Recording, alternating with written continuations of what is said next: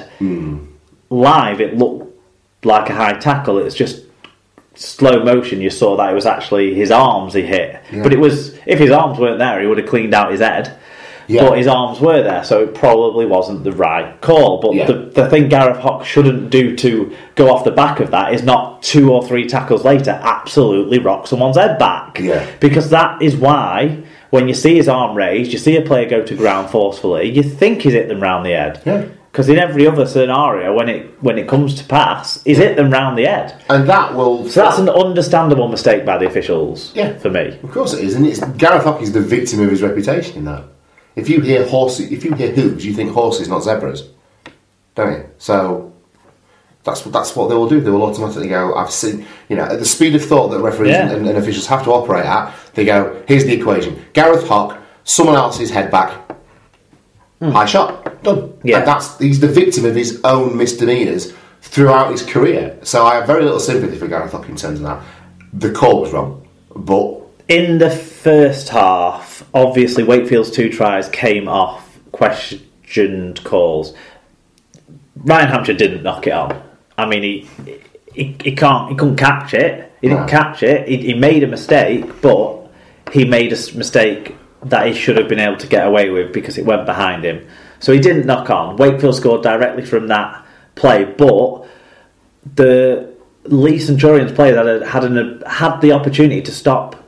That was the Fafita offload try, weren't it? Mm-hmm. So they had an opportunity to stop that play. Yeah. From the scrum. Yeah. And from the next setup. And then the next try came off the questioned penalty, didn't it? Was it on Jamie Acton saying he was not square at Marco, I think was the call that was given. And I think he probably actually just anticipated the play that was coming and timed it right. But to be honest, it was a penalty just before that when the second man in pushed the guy's head down when he was getting up to play the ball, in my view. Mm-hmm. So Jamie Acton never would have got square at marker if someone hadn't have pushed the guy's head down as he was getting up.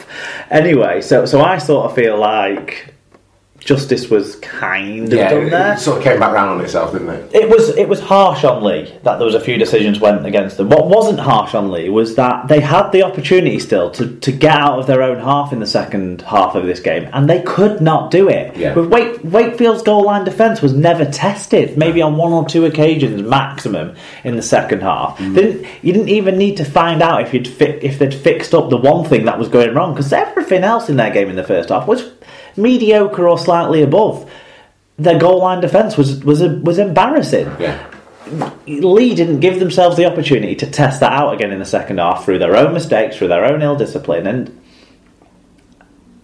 and so it makes me feel less sorry for them than I was feeling at half time when Wakefield was still in the game. Do you think the loss of Drinkwater had an effect on Lee's performance in this, though, in terms of of course it challenging Wakefield and having and that kind of what does that do to the other 12 players on the field when essentially your main attacking outlet and the piston through which your offense fires is pulled out? That leaves you asking a lot of questions and looking around a lot, doesn't it? And does that take some of the emphasis out? And was that the genesis of their falling apart? You end up with 2 half-backs that are very similar to each other, and a full-back that's a runner, not a playmaker, didn't they? Yeah. In essence, and we've all seen now that Ryan Hampshire doesn't really possess the nous to make things tick like Drinkwater would. Yeah.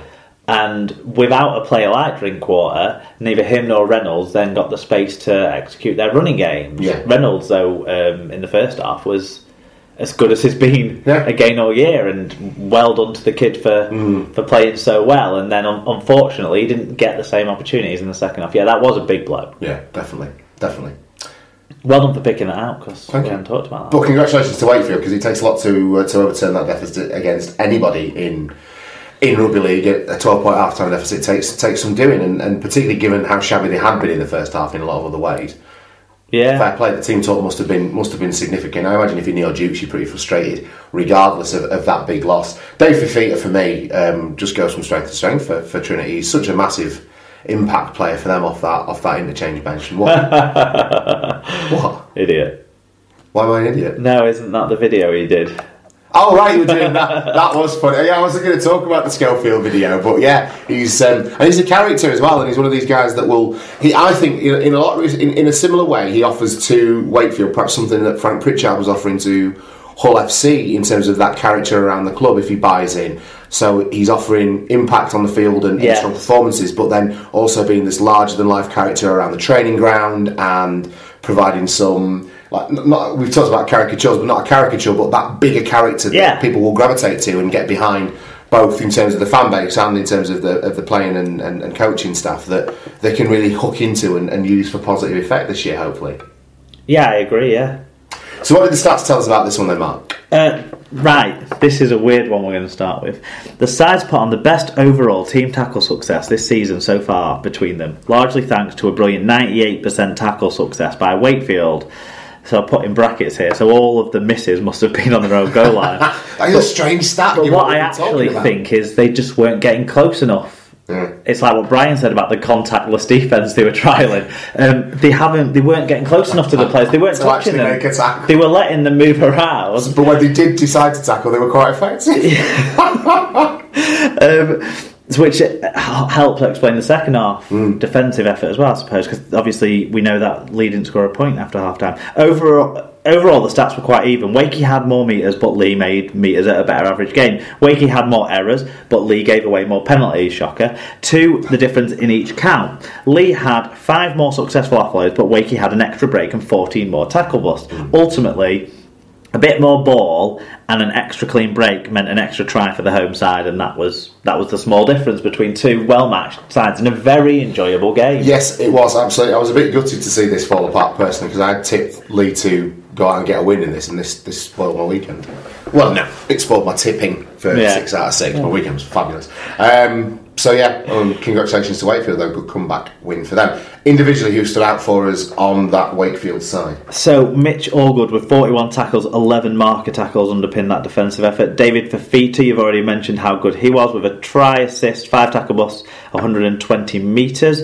Ben Jones Bishop with 1 try, which was his career 100th, and 120 metres. Joe Arundel with a try, 104 metres. Tom Johnston, 1 try, 147 metres. If anything, he didn't involve himself enough, because when he did, you saw what he could do, and it was amazing again. Yeah, you want to see him coming and looking for, particularly because he plays for a team like Wakefield. The thing I want to see from Tom Johnston now is more coming and looking for work more often.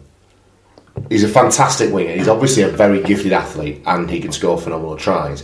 I think now's the time in this outfit for him to start looking for, when it's not coming his way, look for a bit more work. I want to see him being a bit more like Jordan Rapana like for the Raiders in terms of how often he comes in and takes it from dummy half. Maybe Matty Russell's a good Super League example, but his style his sort of style fits the Rapana example better, I think. Yeah. But for the losers, James Green made 105 metres, which was a solid effort from him off the bench. Matty Dawson had 100 metres. Ryan Hampshire, a try assist and 3 successful offloads. I think all that really came when he was at fullback and enjoyed a little bit more space. His setup, a try assist was very good play. Mickey Hine with a try and a try assist as well. There you go. Okay, so to Friday night then, down at the John Smith Stadium, it was 8,000 plus the number of the beast in to watch Huddersfield take on Leeds. It was Leeds' 3rd consecutive win, 28 points to 12. Crisis, what crisis, Mark? Yeah, and we start with Huddersfield fan Mark W, who might feel there's a crisis their way. He said, looked up for it in the first half, but the knock-on-a-thon we shat out in the second half. I'll start again. Looked up for it in the first half, but the knock-on-a-thon we shat out in the second was hard to watch. Countless wasted opportunities, and I'd be shocked if our completion rate was above 50%. Gaskell, however, looks to have a lot more confidence now and fully deserved his man of the match. Playing Dr. Bob Phillips says Huddersfield have been a bogey team for a few years now, but through the brilliance of Carl Ablett, and he goes on to say, try, assist, 253 metres, 67 tackles. If Opta say different, they're wrong. Totally unfair yellow. And his teammates, the Rhinos, crushed them. Golding ended up with a good game after tricky kicking, and Brough needs to meet Super Nanny. Yeah, well, that's... There's a lot of bones to pick out of that one. Obviously, the stat line's bullshit. But yeah, apart from the yellow card bit. And I don't know about the yellow card, how unfair it was. He was involved in a skirmish with Danny Brough, but it did feel like Danny Brough was the only one throwing actual real punches. Has he not just gouged his eyes, but though? Have you not seen that picture? Yeah, there's the... Well, I wouldn't be shocked because he's done that before, but no, I've not seen that picture. There's a picture of him gouging Danny Brough's eyes, so I think it's more than just... I think probably... Well, he hasn't been charged for anything. Maybe, well, you'd have to be picked up and put on report for it, wouldn't you, unless he comes out? No, it could be picked up by the match review panel if it's been reported, and Leeds certainly would have been reporting that if it happened to one of their players, so I'm surprised that Huddersfield haven't picked up and reported on that if it has happened, but Danny Brough's been charged for his strike, and he definitely threw punches. Yep. Often with Ablett there is an element of niggle to what he does, but from what I saw of the incident, it didn't seem like he was either the instigator or the finisher, but he certainly was sufficiently involved for a sin bin sufficient offence. Yeah. Given how riled up Danny McBrough was, though, he deserves the harsher punishment. He was going off half-cocked, wasn't he? But Brough needs to meet Super Nanny, yeah. I mean, he is fond of... When I sort of caught up on Twitter, I thought, Leeds, Huddersfield are losing then. Yeah. Final piece of feedback, who got in touch? Rich Wilkinson said, another good win by Leeds. Attack looking better in a really good first half. Second half we were poor with the ball in hand, but outstanding defence got us the win. Big test next. Despite Wigan's injuries, it will still be tough. Hopefully we can keep up our form and cement our place in the top four. Always good to hear from you, Rich. Yeah, Leeds are looking progressively better each week, I think, and obviously this whole, we go back a month or so, and we were talking about this email that was getting sent out to all the season ticket holders, and how long has McDermott got left, and actually it does now start to look like a bit of shrewd brinkmanship or tactics from the organisation, and it's yielding results for them, isn't it? It's not just that, I would say, but the Rhinos are starting to get the results that they need to get in order to take the pressure off the coach and to take the pressure off themselves, and hopefully move away from last year's debacle of a season. There was contributions across the pitch as well, and a couple of players who've not really contributed in this one. I mean, Tom Briscoe got a try, Ryan Hall. So both wingers grabbed tries. Try scoring's been a problem for Leeds. Even though they've had a couple of good weeks, all those tries that we've seen really have been through the middle. Yeah.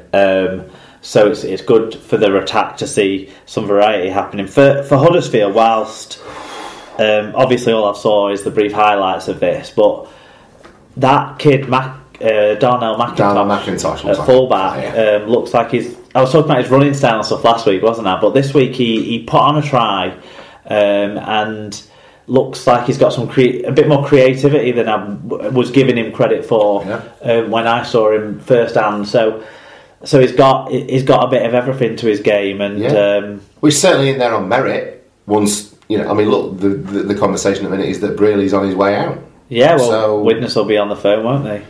You have to assume because they didn't. He's not the answer. He's not the answer. They didn't get.